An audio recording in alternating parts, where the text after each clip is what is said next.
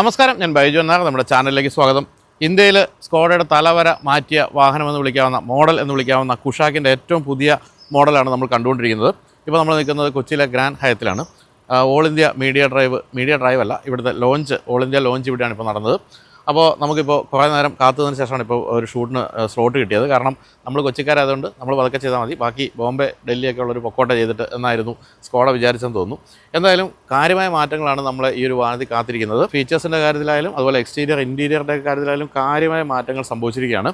ഇപ്പോൾ ഏറ്റവും പുതിയ സ്കോഡയുടെ ഡിസൈൻ ലാംഗ്വേജിലേക്കാണ് ഇപ്പോൾ പുതിയ വാഹനങ്ങളെല്ലാം വരുന്നത്. ബേസിക്കലി പറയുകയാണെങ്കിൽ കോഡിയാക്കിൽ വന്നിരിക്കുന്ന മാറ്റങ്ങളാണ് പ്രധാനമായിട്ടും ഈ ഒരു വാഹനങ്ങളൊക്കെ കാണുന്നത്. തന്നെയുമല്ല, 2026 എന്ന് പറയുന്ന സ്കോഡയെ സംബന്ധിച്ച് വളരെ പ്രധാനപ്പെട്ട ഒരു വർഷമാണ്.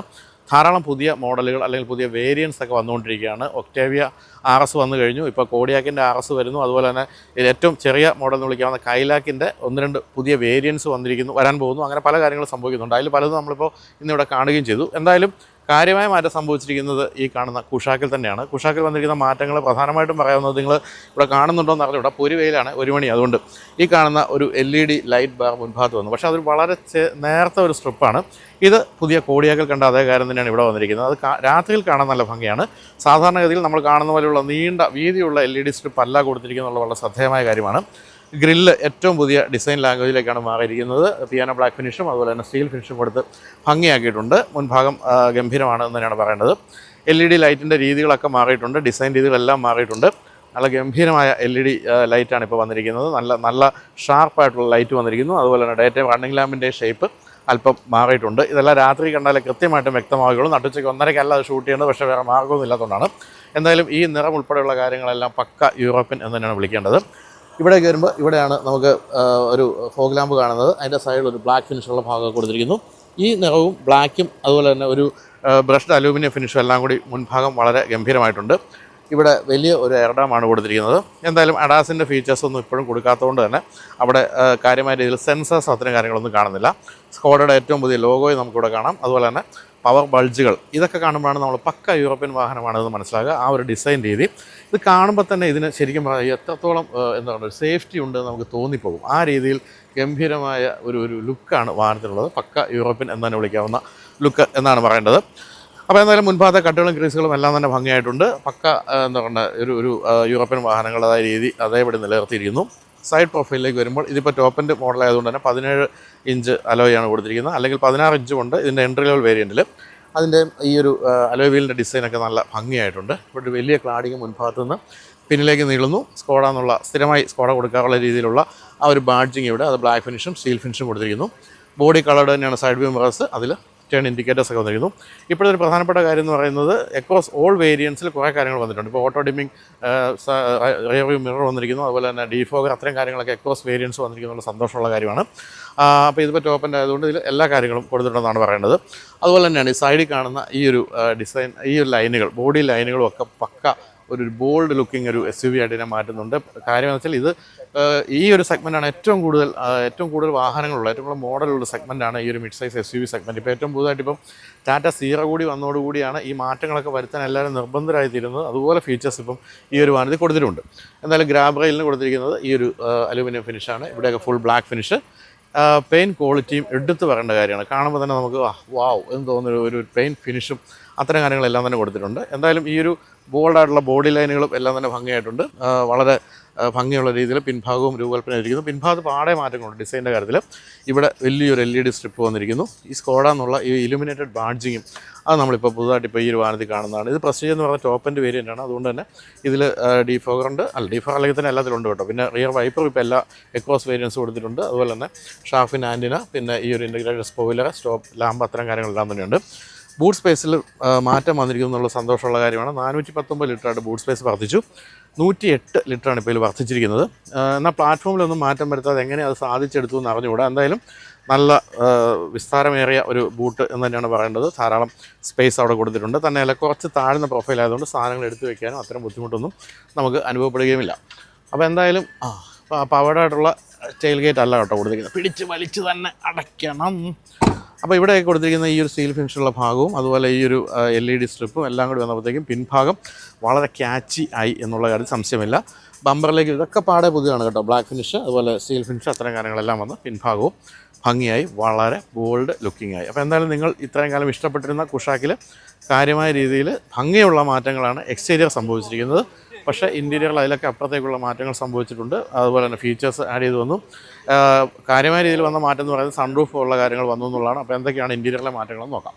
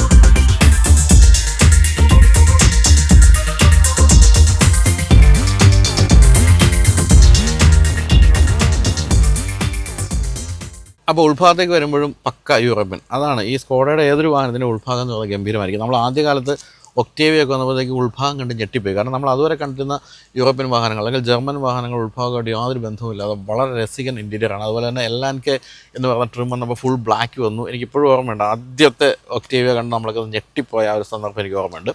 ഇപ്പോൾ പുതുതായിട്ട് വന്നിരിക്കുന്ന കാര്യങ്ങളിൽ ലെതർ സീറ്റ് വന്നിരിക്കുന്നു. ലെതർ സീറ്റും അതുപോലെ തന്നെ 6 വേ അഡ്ജസ്റ്റബിൾ ഡ്രൈവർ സീറ്റ് വന്നിരിക്കുന്നു. അവിടെയും ഇലക്ട്രിക്കൽ അഡ്ജസ്റ്റ്മെൻറ്റുകൾ പാസഞ്ചർ സീറ്റിലും വന്നിരിക്കുന്നു. അതുപോലെ തന്നെ ഇവിടെ കാണുന്ന 10.25 ഇഞ്ചിൻ്റെ സ്ക്രീനാണ്. അപ്പോൾ ഇതിൽ പ്രധാനമായിട്ടും ഇതിൽ വന്നിരിക്കുന്ന പുതിയ ഫീച്ചേഴ്സിൽ ഒന്ന് എടുത്തു പറയുന്നത് ഗൂഗിൾ ജെമിനി AI അസിസ്റ്റഡ് ഫീച്ചേഴ്സൊക്കെ വന്നിരിക്കുന്നു. അതായത് നിങ്ങൾക്ക് ഏത് തരത്തിലുള്ള ഇൻഫർമേഷനൊക്കെ ചോദിച്ച് മനസ്സിലാക്കാവുന്ന രീതിയിലുള്ള കാര്യങ്ങളിലേക്ക് പോയിരിക്കുകയാണ് ഇപ്പോൾ സംഭവങ്ങൾ. അതുപോലെ തന്നെ പിന്നെ ആപ്പിൾ കാർപ്ലേ, ആൻഡ്രോയിഡ് ഓട്ടോ അത്തരം കാര്യങ്ങളെല്ലാം വയർലെസ് ആയിട്ട് തന്നെ വന്നിരിക്കുന്നു. എന്തായാലും ഇപ്പോഴും മിസ് ചെയ്യുന്ന ഫീച്ചേഴ്സിലൊന്ന് 360 ഡിഗ്രി ക്യാമറയാണ്. വില പിടിച്ചു നിർത്താൻ വേണ്ടി ചെയ്യുന്നതാണ്. കാരണം സ്കോഡ പോലുള്ള വാഹന നിർമ്മാതാക്കൾ എപ്പോഴും ബിൽ ക്വാളിറ്റിയിൽ അതുപോലെ ശ്രദ്ധിക്കുന്നതുകൊണ്ട് തന്നെ അവർ കുറച്ച് ഫീച്ചേഴ്സ് ഒഴിവാക്കിയില്ലെങ്കിൽ ഈ വിലയ്ക്ക് വിൽക്കാൻ പറ്റില്ല. അതുകൊണ്ടായിരിക്കാം. എന്തായാലും വെന്റിലേറ്റഡ് സീറ്റുകളാണ് മുന്നിലും പിന്നിലും കൊടുത്തിരിക്കുന്നത്. അത് നമുക്കിവിടെ കാണാം. പിന്നെ ഈ ആപ്പുകളിലേക്കൊന്നും കാര്യമായിട്ട് രീതിയിൽ ഞാൻ പോകുന്നില്ല. കാരണം ഇത് ഒന്നാമത് രജിസ്റ്റേർഡ് അല്ല ഈ ഒരു വാഹനത്തിൽ. എല്ലാ ഫീച്ചേഴ്സും നമുക്ക് നോക്കിയാൽ കിട്ടുകയുമില്ല. അപ്പോൾ ഇവിടെ ബ്ലാക്ക് ഫിനിഷ്, ഇവിടെ പിയാനോ ബ്ലാക്ക് ഫിനിഷ്, ഇവിടെ ടെക്സ്റ്റഡ് ബ്ലാക്ക് ഫിനിഷ്, വീണ്ടും ബ്ലാക്ക് ഫിനിഷ്, അതുപോലെ തന്നെ ഇവിടെ ബീജ്. ഇത്രയുമാണ് നമ്മൾ കാണുന്ന നിറങ്ങളെല്ലാം തന്നെ. പിന്നെ അവിടെ വരെ ക്ലൈമറ്റ് കൺട്രോൾ കൊടുത്തിരിക്കുന്നു. ഇതിപ്പോൾ 7 സ്പീഡ് DSG ഗിയർ ബോക്സ് ഉള്ള വാഹനമായതുകൊണ്ട് തന്നെ അതിൻ്റെ ഗിയർ ലിവർ ഇവിടെ, വയർലെസ് ചാർജിങ് പാഡ് ഇവിടെ കൊടുത്തിരിക്കുന്നു. ഇവിടെ 12 വോൾട്ടിൻ്റെ ചാർജർ കൂടാതെ 2 C ടൈപ്പ് ചാർജേഴ്സും കൊടുത്തിരിക്കുന്നു. പിന്നെ ഇവിടെ 2 കപ്പ് ഹോൾഡേഴ്സ്, ഇവിടെ ചെറിയൊരു സാധനങ്ങളൊക്കെ സൂക്ഷിക്കാനുള്ള സ്ഥലം, പിന്നെ ഇവിടെ ഒരു ആംറസ്റ്റ്, അതിന് താഴെ സ്റ്റോറേജ് സ്പേസ്, അത്തരം കാര്യങ്ങളെല്ലാം തന്നെ കൊടുത്തിട്ടുണ്ട്. സ്റ്റിയറിംഗ് വീലിലേക്ക് വരുമ്പോൾ ക്രൂയിസ് കൺട്രോൾ, അതുപോലെ തന്നെ വളരെ എളുപ്പത്തിൽ ഉപയോഗിക്കാവുന്ന വോളിയം കൺട്രോൾ, അത്തരം കാര്യങ്ങളെല്ലാം കൊടുത്തിരിക്കുന്നു. ഇതിലൊരു ഗംഭീരമായ മ്യൂസിക് സിസ്റ്റം ഉണ്ട്. 6 സ്പീക്കേഴ്സ് ഉള്ള ഒരു നല്ല മ്യൂസിക് സിസ്റ്റം. സ്കോഡയുടെ സിസ്റ്റം തന്നെയാണ് അവർ പറയുന്നത്, വേറെ ഏത് സിസ്റ്റം എന്ന് പറഞ്ഞിട്ടില്ല. അതുപോലെ ഇപ്പോൾ ഇവിടുത്തെ ഒരു ഡ്രൈവർ കൺസോളിൻ്റെ വലിപ്പം കൂടി അത് 10.1 ഇഞ്ച് സ്ക്രീനായിട്ട് മാറിയിട്ടുണ്ട്. നല്ല ബ്രൈറ്റ് കളറും അതുപോലെ തന്നെ നല്ല ബ്രൈറ്റ് ഫീച്ചേഴ്സും ഒക്കെ ആയിട്ടുള്ള കാര്യമാണ് അവിടെ കൊടുത്തിരിക്കുന്നത്. പാഡ് ഷിഫ്റ്റേഴ്സ് ഉണ്ട് ഈ ഒരു വേരിയൻറ്റിൽ, അത് കൊടുത്തിട്ടുണ്ട്. പിന്നെ നമുക്ക് ചെറുതായിട്ടൊക്കെ ഒന്ന് സ്റ്റിയറിംഗ് വീലിൻ്റെ അഡ്ജസ്റ്റ്മെൻറ്റുകളൊക്കെ കൊടുത്തിരിക്കുന്നു. പിന്നെ ഇവിടേക്ക് വരുമ്പോൾ ഇവിടെ സ്കോഡയാണ് ആദ്യമായിട്ട് ഇങ്ങനൊരു സംഭവം കൊണ്ടുവരുന്നത്. അത് ഇവിടെ ഒരു ലൈറ്റിൻ്റെ ഒക്കെ സ്വിച്ച് ഈ സൈഡിലേക്ക് കൊണ്ടുവന്നിരിക്കുന്നു. അത് പണ്ട് തൊട്ടേ സ്കോഡയുടെ ഒരു സംഭവം തന്നെയാണ്. അതുപോലെ സൈഡ് വ്യൂ മിറേഴ്സിൻ്റെ ഫോൾഡിങ് അത്തരം കാര്യങ്ങളെല്ലാം സ്വിച്ചുകളൊക്കെ ഇവിടെ കൊടുത്തിരിക്കുന്നത്. എന്തായാലും വളരെ ഭംഗിയായിട്ടുണ്ട്. ഉൾഭാഗം വളരെ എലഗൻ്റാണ്, വളരെ പ്രൗഢമാണ് എന്നാണ് പറയേണ്ടത്. അപ്പോൾ ഡോർ പാഡിൽ 1-2 നല്ല ബോട്ടിലൊക്കെ വയ്ക്കാം. വലിയ ബോട്ടിൽ, നല്ലതല്ല വലിയ ബോട്ടിൽ വയ്ക്കാം. പിന്നെ നല്ലൊരു ആംറസ്റ്റും അതവിടെ കൊടുത്തിട്ടുണ്ട്. കളേഴ്സൊക്കെ അവിടെയും പിന്തുടരുന്നു. ഇപ്പോൾ ഈ വാഹനത്തിൻ്റെ കാര്യത്തിൽ ടോപ്പ് എൻഡ് മോഡലാണിത്. ഇതിൽ നമ്മൾ കാണുന്നത് പനോരമിക് സൺറൂഫാണ്.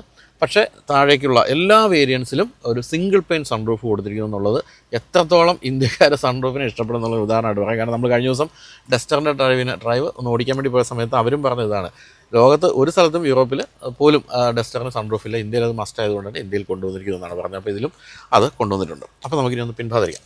അപ്പോൾ പിൻഭാഗത്ത് ചരിത്രത്തിൽ ആദ്യം ഒരു സംഭവം വന്നിരിക്കുന്നത് മസാജ് സീറ്റ് വന്നതാണ് ടോപ്പ് എൻഡ് മോഡലിൽ. അതായത് നല്ല മസാജ് സീറ്റ്സ് ബാക്കിലുണ്ട്, സുഖമായിട്ട് മസാജ് ചെയ്ത് ഇരുന്ന് പോകാം. അപ്പോൾ അതിൻ്റെ സ്വിച്ച് എവിടെയാണെന്ന് വെച്ചാൽ ഇവിടെയാണ് കൊടുത്തിരിക്കുന്നത്. രണ്ട് സ്ഥലത്തും അതിൻ്റെ മസാജിൻ്റെ ബാക്കിൽ ഒന്ന് ഉരുണ്ട് കയറുന്നുണ്ട്, ഉരുണ്ട് കയറ്റം. 2 സീറ്റ് ടൈപ്പ് ചാർജർ, പിൻഭാഗത്തേക്ക് AC വെൻ്റ്, അതുപോലെ തന്നെ ഇവിടെ മൊബൈലൊക്കെ വയ്ക്കാവുന്ന സ്ഥലം, പിന്നെ പേപ്പേഴ്സ് വയ്ക്കാവുന്ന ഒരു സ്ഥലം. നല്ല തൈസപ്പുള്ള സീറ്റും നല്ല ലെതർ സീറ്റാണ് കൊടുത്തിരിക്കുന്നത്. നല്ല രസമായിട്ട് ഇരുന്ന് പോകാൻ പറ്റുന്നതാണ്. അതുപോലെ ഇവിടെ നല്ലൊരു ആംറസ്റ്റ്, 2 കപ്പ് ഹോൾഡേഴ്സ്, അത്തരം കാര്യങ്ങളെല്ലാം കൊടുത്തിരിക്കുന്നു.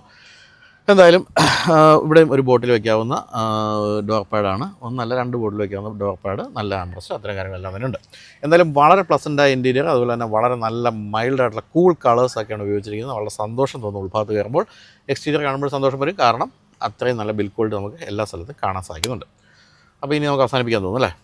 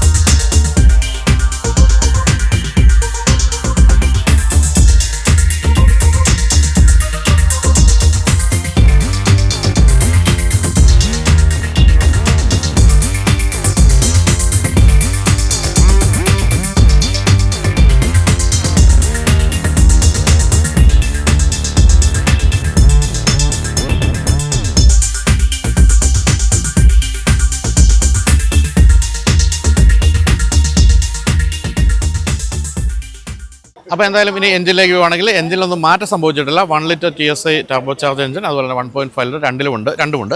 പക്ഷേ ഇപ്പോൾ 1 ലിറ്ററിൽ പുതുതായിട്ട് വന്നിരിക്കുന്ന 6 സ്പീഡ് ടോർക്ക് കൺവേർട്ടർ മാറിയിട്ട് അത് 8 സ്പീഡായി എന്നുള്ളതാണ്. അതും ഈ സെഗ്മെൻറ്റിൽ ആദ്യമായിട്ടാണ് 8 സ്പീഡ് ടോർക്ക് കൺവേർട്ടർ വരുന്നത്. അതൊരു വലിയ സംഭവം തന്നെയാണ് ഈ ഒരു സെഗ്മെൻറ്റിലെ വാഹനത്തിൽ. കൂടാതെ 7 സ്പീഡ് DSC ഗിയർ ബോക്സ് ഉണ്ട്, 6 സ്പീഡ് മാനുവൽ ഗിയർ ബോക്സ് ഉണ്ട്, അങ്ങനെ പല ഓപ്ഷൻസ് ഉണ്ട്. പിന്നെ സേഫ്റ്റിയിലേക്ക് പോകുകയാണെങ്കിൽ എല്ലാ 6 എയർ ബാഗ്സ് ഉൾപ്പെടെ എല്ലാ സേഫ്റ്റി ഫീച്ചേഴ്സും ഉണ്ട്.